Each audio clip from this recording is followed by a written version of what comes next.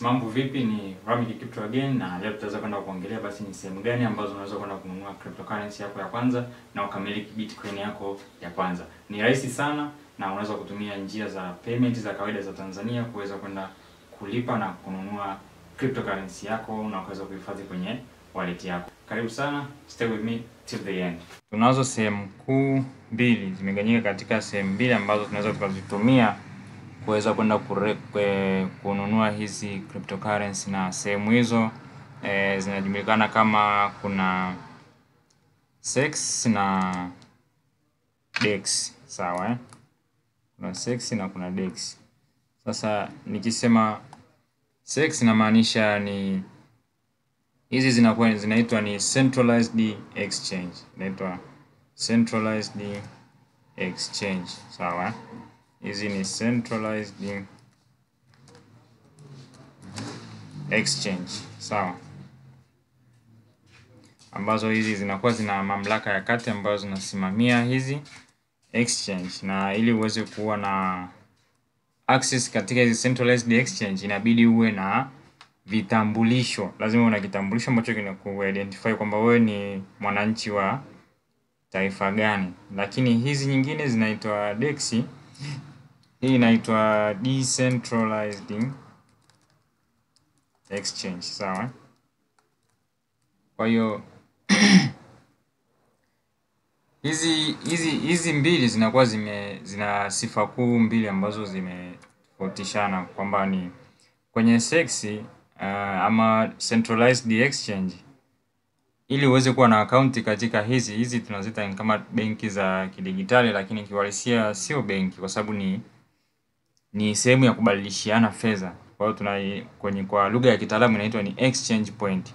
Kwa unaposema centralized exchange ni sehemu ambayo mtu unaweza kaenda na dola, mtu akakupa crypto kadhaa, kwamba unaweza kununua Bitcoin, unaweza kununua Solana, unaweza kununua other cryptocurrency hapa kwenye centralized exchange. Lakini hivyo ndo wanakupa ile assurance kwamba unanunua kwa watu ambao sisi tunawatambua. Hiyo ndo centralized exchange.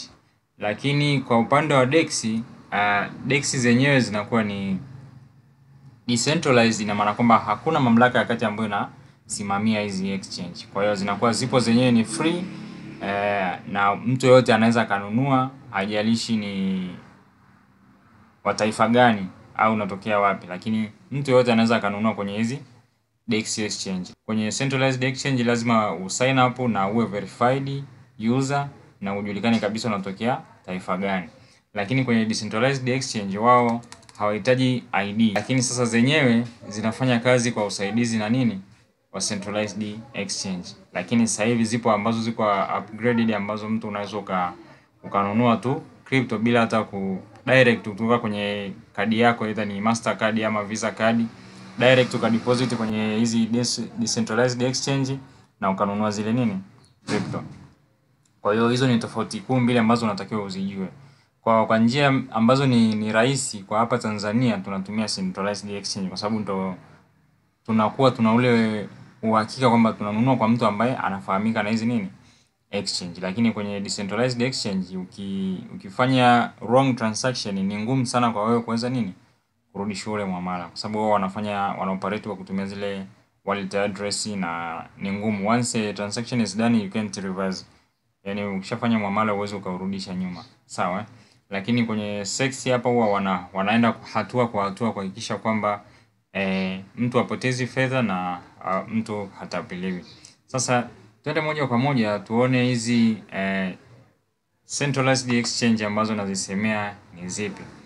Centralized exchange ya kwanza ambayo ni kubwa na maarufu Tanzania na duniani kote ni inaitwa Binance.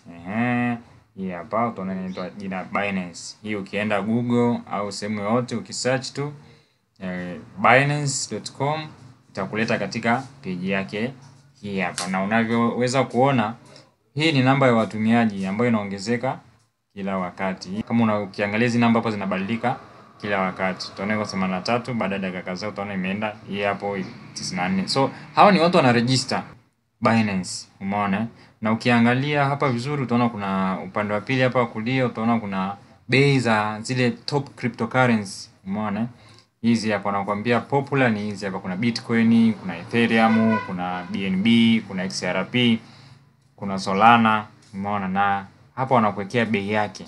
Umeona bei ya leo hii. Hii ni current price. Nasema bei ya leo ya sokoni ya Bitcoin. Leo inauzwa dola 84,360 ngapi na ni volatile. Kwa hiyo ndio maana hizi namba haziko static, kwa sababu kama nilivyokuambia kwenye video yangu ya kwanza, na kama hujaweza kuiona basi ita pop up somewhere in a screen, then utaanza kwenda kuangalia sifa za cryptocurrency. Nilisema ziko volatile. Kwa hiyo kama ulifuatilia vizuri, hii hapa ndo maana yake kwamba namba yake haikai dakika mbili haijabadilika. Yaani ni chap chap. Kwa hiyo hii ni bei yake. Kwa hiyo unaweza ukapiga hapo. Kwa mtu ukitaka kununua Bitcoin moja lazima uwe na dola 84,413. Sasa hii ukiweka kwa fedha ya Kitanzania kidogo ni hela nyingi. Na Ethereum pia ukiona hapa na bei yake hapa dola 1,800, na huku sasa huku wanakuonyesha ni kiasi gani hizi crypto zimeweza kwenda kupanda thamani. Hapa imepanda kwa siku tu ya leo, imepanda kwa 1.1, na hapo utaona ni bei yake na leo imeshuka thamani kwa kiasi gani, umeona. Na muda ambao unaweza kwenda kuangalia utakuta tayari imeshapanda. Ni volatile, kwa hizi haziko static. Sawa. Sasa ukiangalia hapa anakuambia kuna coins zaidi ya 350 ndani ya Binance. Umeona? Zaidi ya coin 350 zimelistiwa katika exchange hii ya Binance. Umeona? Pia unaweza ukaangalia hapa kuna unaweza download hii application sio tu kwenye website, unaweza download kwenye simu yako na ukaitumia. Unaweza kutumia Google au Apple sign in, inapatikana katika operating system zote. Umeona, na interface yake kwenye simu itakuwa inaonekana kwa namna hii hapa. Umeona, unaweza kununua na kuuza muda wowote mahali popote. Umeona, kwa hiyo hata kama una dola 5 yako, dola 10, unaweza kununua hizi crypto na still ukaendelea kuzihold. Umeona, unafanya ile accumulation tunasema ni unanunua kidogo kidogo mpaka siku utakapo kwa umefikia lengo. Kwa mfano unataka kumiliki Bitcoin moja, unaweza kaanza leo ukanunua za dola 10 let's say ukaweka goal ya kununua dola 10 kila baada ya siku mbili labda. It's possible, unaangalia na uwezo wako. Kwa hiyo unaweza ukastart coin today na uka sign up na mambo yakawa shwari kabisa. Hapa wana mambo mengi kabisa, lakini nilitaka nikuonyeshe tu kwamba hii ndio exchange ambayo tunaitumia, na ninapendekeza kwa mtu yote ambaye anaanza. Binance ni rahisi sana kwa sababu ina mawakala ambao ni wa Tanzania. Kwa hiyo unaweza ukatumia T-shillings kudeposit Binance, na ukisha deposit ukapata US dollar. Kwa hiyo unaweza kumuuzia wakala hela ya Tanzania akakupa nini? US dollar. Wewe kwenye US dollar utaingiza sasa kwenye itakuwa imewekwa kwenye account yako ya Binance, na unaweza ukaitumia sasa kununua nini? Bitcoin, Ethereum na whatever, chochote ambacho utakuwa willing kununua. Sawa?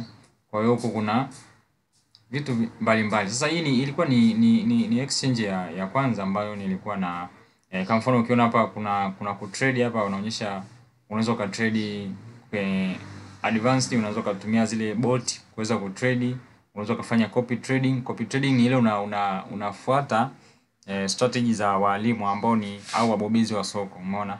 Hii API nitakuja kukuonyesha jinsi ambayo tunaitumia sisi kupiga hela. API ni nzuri sana kwa sababu unaweza kutumia artificial intelligence, elimu bandia hapa ukaweza kwenda kutengeneza kiasi cha fedha. Umeona? Hii ni secure. Sasa mimi naipenda sana kwa sababu kupitia hii API hela zako zinabakia Binance, lakini wewe unakuwa unatumia tu ile bot, anapewa maelekezo kwamba anakuwa kama amepewa permission ya ku read only, hawezi kutoa au kuhamisha zile fedha zako. Kwa hiyo kupitia ile application ya AI ambayo kwa sasa hivi mimi natumia Royal Q, unaweza ukaunganisha Binance na Royal Q ukaweza kwenda kufanya trading. Kwa hiyo ile bot ama software ya Royal Q itakuwa inatumia API kuweza kununua hizi crypto. Umeona? Kwa hiyo kama unaweza kumwambia nunua Bitcoin akanunua fresh, ukamwambia ikifika asilimia fulani niuzie alafu niletee faida. Kwa hiyo anafanya hivyo vyote, lakini yote anakusaidia tu kufanya ndani ya Binance, lakini yeye hawezi kuwa na uwezo wa kutoa zile pesa ambazo umeziweka kwenye nini? Kwenye Binance yako. ni nzuri sana hii API. Umeona, kwa unatumia akili bandia. Umeona, so tuna leverage AI, that's how. Na nyingine centralized exchange nyingine ambayo unaweza ukaitumia ni hii hapa, inaitwa OKX. Kwa Tanzania pia ni very secure na safe. Ni rahisi sana pia kutumia, haina tofauti sana na Binance. Ila pia na yenyewe inakuhitaji uwe na kitambulisho ili uweze kwenda sign up. Umeona, unaweza sign up kwa kutumia email, then utaandika tu email yako hapa. Uta try OKX. Ukisha sign in itakwambia fanya verification kwamba wewe ni raia wa nchi gani. Itakwambia piga picha kitambulisho chako, either ni driver license ama ni kitambulisho cha taifa. Utakipiga picha mbele na nyuma, utaupload. Maelekezo yote ni rahisi sana. Kama kuna mtu atakuwa anahitaji niweze kumake video kwa ajili ya kusign up, ataniambia ili niweze kwenye comment below ili niweze kutengeneza video ya jinsi ya kuweza kusign up. Umeona, hii ndio interface ya OKX ukisign in. Umeona, hapo anakuwa anakuonyesha unaweza ukauza, ukanunua. Umeona, kiasi chochote, kama ni Bitcoin. Hizi ni chart ambayo inaonyesha mabadiliko ya bei.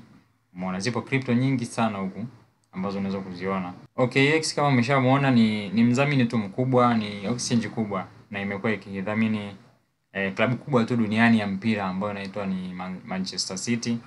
Umeona, unaona wana advertisement za Pep hapo. Na wadhamini wengine mbalimbali. Kwa hiyo OKX wanadhamini klabu kubwa tu ya Manchester City, na hapa chini watakuwa wamekuelekeza, yani kabla hujajoin unaweza kaangalia hapa sasa nini unaweza kupata ndani ya exchange yao. That's how they market their product. Umeona, kama hujui crypto hapo watakuelekeza nini maana ya crypto. Kwa mfano hapo nakwambia cryptocurrency is a decentralized digital currency that operates on a blockchain technology.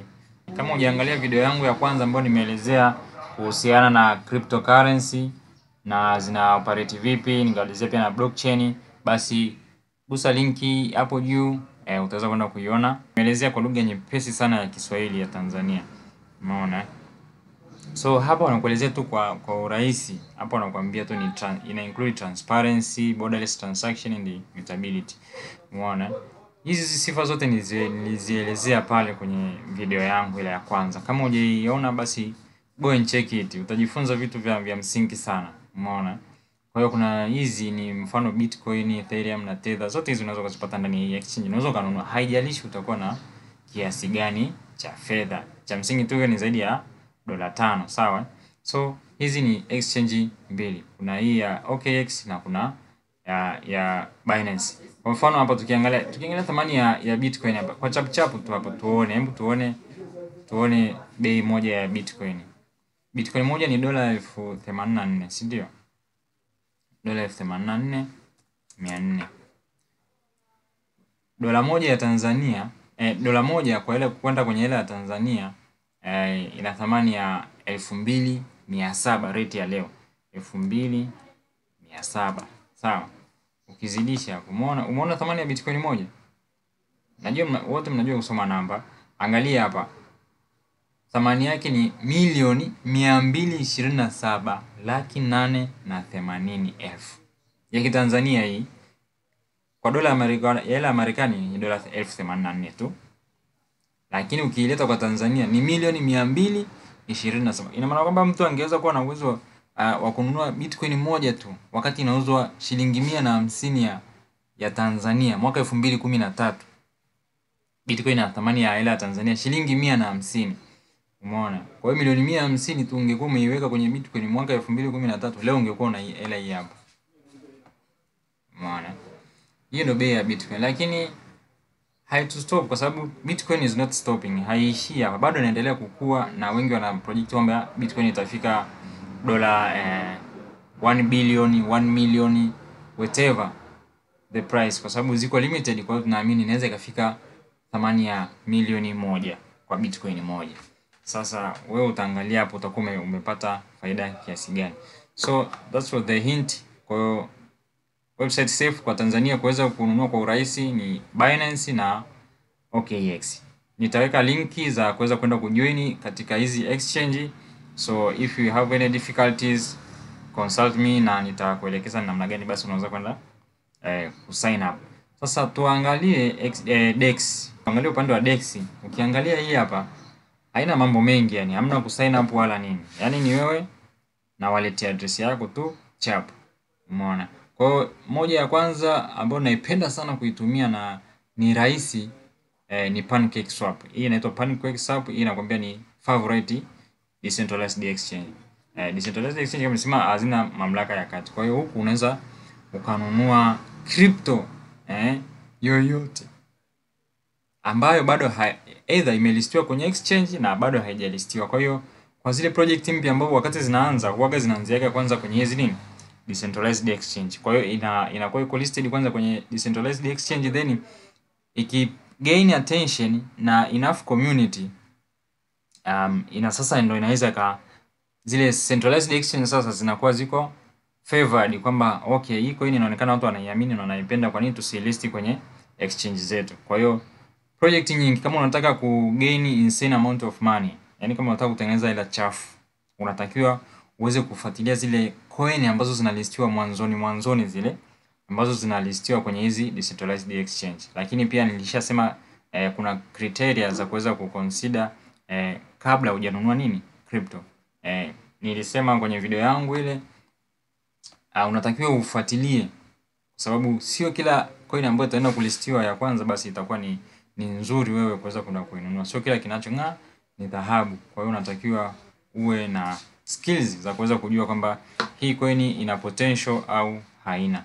Kwa hiyo ukiangalia hapa unaweza ukanunua chochote coin crypto yoyote katika chain zaidi ya ngapi? Ya 9. Umeona kuna hii hapa, hii ni ya Binance ambayo inaitwa BNB Smart Chain, kuna ya Ethereum chain, kuna Base chain, umeona?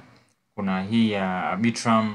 Zote ni chain ambazo unaweza kununua. Kwa hiyo kwa mfano unataka kununua Bitcoin, umeona? Huku lazima uwe na kwanza zile US dola zako uzonunua kwenye exchange uweze kuzitransfer kwenye wallet yako. Ukisha transfer kwenye wallet yako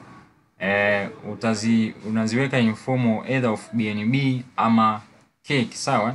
Sana kama unanunua kwenye chain ya BNB inabidi uweke kwenye format, uziconvert zile US dola zako ziwe kwenye BNB, kisha ndio utaweza kununua nini ile crypto unayotaka kununua, sawa? So hapo unaweza ukaona, hapo unaweza ukasearch chochote zipo nyingi hizi, yani hizi ni crypto mengine hata hayajulikani haya. Umeona yote haya yanalistiwa kila siku, si Haveni, Manga, yani uchafu mwingi tu. Umeona ni mameme, haya yote ni mameme haya. Umeona yote yanaanziaga kwenye decentralized exchange. Umeona yakisha kuwa sasa na ile yakishapata msingi imara, watu wakaiamini, labda wakaona maybe this meme is fine, it's okay to go with it, ndo wanalist kwenye centralized exchange. Umeona hizi zote ni coin ambazo unaweza kununua. Zipo nyingi sana. Yaani hapa ndo kwanza kwenye B uende mpaka Z hapa. Umeona? So unaweza ukasearch yoyote. Maybe let's say Bitcoin.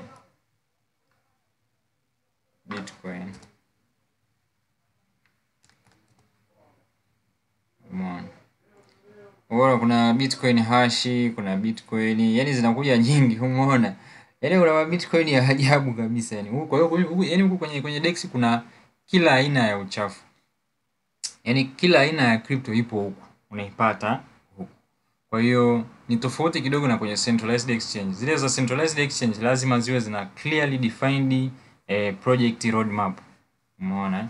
Ndio inaweza kulistiwa kule. Lakini huku hizi zote ndo scams na whatever zinakuja huko. Lakini unatakiwa tu uweze kujua the project the team behind the project, sawa, ndio uweze kununua. Kwa hiyo usije tu kukanunua shitcoin ya ajabu bila kuyafanyia analysis na whatever. Ila nitakuja nitengeneze video ya jinsi ya kuweza kuikagua coin na kuweza kujua ni inakuwa legit kwa kupitia njia vigezo gani, sawa?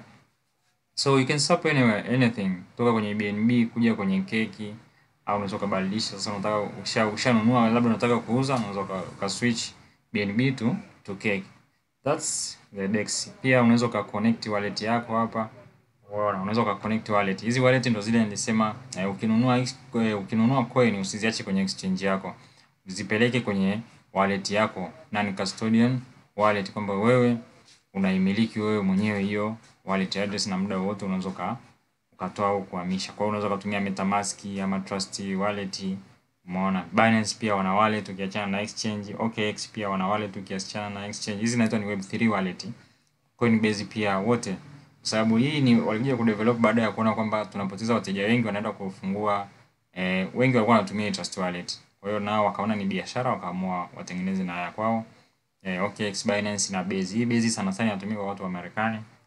Na hizi zote hizi Opera Wallet, hizi zote ni wallet ambazo unaweza uka-connect na DEX, then ukanunua zile crypto zikaenda direct kwenye wallet yako. Umeona? Kwa hiyo ukinunua zinaenda direct kwenye wallet yako, haziendi kwenye exchange. That's how it works. Kwa hiyo kuna that's my favorite means of doing swapping or exchange. So that's how you can buy crypto and hold it on your wallet. Sawa, that's all. I think utakuwa umegain some knowledge na kuweza kujua basi ni namna gani unaweza ukanunua hizi cryptocurrency. Zipo crypto nyingi ambazo zina thamani ya chini ambazo unaweza ukazinunua, then ukapata some gains, alafu ukazitransfer kwenda kwenye nini, kwenye Bitcoin.